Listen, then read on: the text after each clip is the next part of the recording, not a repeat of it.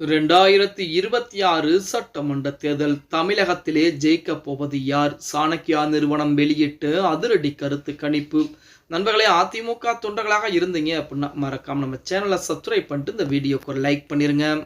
தமிழகத்தை பொறுத்த வரைக்கும் 2026 சட்டமன்ற தேர்தலுக்கு இன்னும் ஒரு 6 மாத காலங்கள் தான் இருக்கிறது. இந்த 6 மாத காலத்திற்குள்ளாகவே ஒவ்வொரு கட்சிகளுமே கூட்டணி பேச்சுவார்த்தை, அதே போல தொகுதி பங்கீடு, மாற்று கட்சியில் இருக்கக்கூடிய முக்கியமான நபர்களை தன் பக்கம் இருக்கக்கூடிய வேலைப்பாடுகள் என அனைத்தும் தீவிரமாக நடந்து கொண்டிருக்கிறது. நேற்றைய தினம் கூட மருது அழகராஜ் போன்ற, அதாவது மனோஜ் பாண்டியன் போன்றவர்கள் எல்லாம் திமுக இளைஞர்.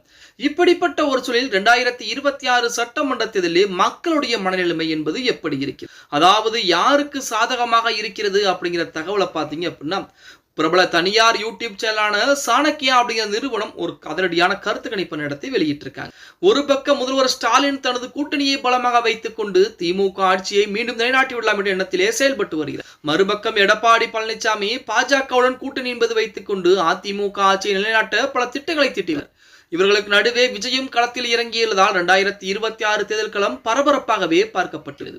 இந்த நிலையிலே பிரபல தனியார் யூடியூப் சேனலான சாணக்கியா 2026 சட்டமன்ற தேர்தல் குறித்து கருத்து கணிப்பு ஒன்று நடத்தி வெளியிட்டார். அதிலே இன்று சட்டமன்றத்தில் நடந்தால் கூட எந்த கட்சிக்கு மற்றும் எந்த கூட்டணிக்கு வெற்றி வாய்ப்பு என நடத்தப்பட்ட கருத்து கணிப்பிலே நாம் தமிழர் கட்சிக்கு 5% மட்டுமே வெற்றி வாய்ப்பு என்பது, தமிழக வெற்றி கழகத்திற்கு 20% வெற்றி வாய்ப்பு என்பது, திமுக கூட்டணிக்கு 36% வெற்றி வாய்ப்பு என்பது இருக்கிறது. அதிமுக கூட்டணிக்கு 39% வாய்ப்புகள் என்பது இருக்கிறது.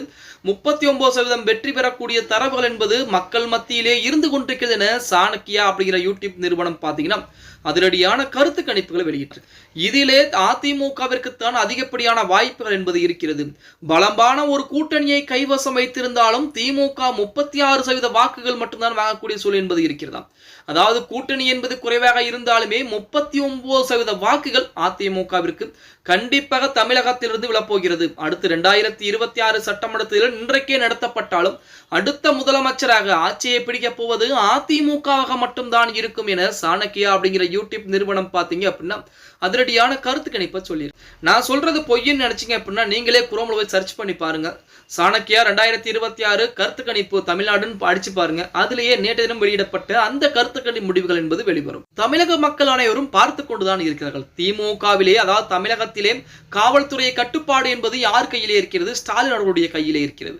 ஆனால் காவல்துறை கட்டுப்பாடு இருக்கக்கூடிய சமயத்திலும் குற்றங்கள் என்பது அதிகரித்துக் கொண்டேதான் இருக்கிறது. சமீபத்திலே கோவை கல்லூரி மாணவி கூட பாத்தீங்கன்னா கூட்டு பாலியல் பலாத்காரம் செய்யப்பட்ட தகவல் என்பது நமக்கு, அதாவது பிரச்சனை என்பது மிகப்பெரிய விளைவு சுருவம் எடுத்துக் கொண்டிருக்கிறது. இப்படி அந்த பிரச்சனைகள் பூராமே திமுக ஆட்சியில் தான் நடந்து கொண்டிருக்கிறது என எதிர்க்கட்சிகளும் குற்றம் சாட்டிக்கிட்டு தான் இருக்கிறாங்க. இதை பூராமே தமிழக மக்கள் அனைவரும் பார்த்து கொண்டுதான் இருக்கிறார்கள். இதன் காரணமாக அதிமுகவிற்கு 39% வாக்குகள் என்பது கிடைத்திருக்கிறது. இதுவே மிகப்பெரிய வெற்றியாகத்தான் பார்க்கப்படுகிறது அப்படின்னே சொல்லலாம். ஓகே गाइस, வீடியோ பிடிச்சிருந்தா மறக்காம லைக் பண்ணிருங்க.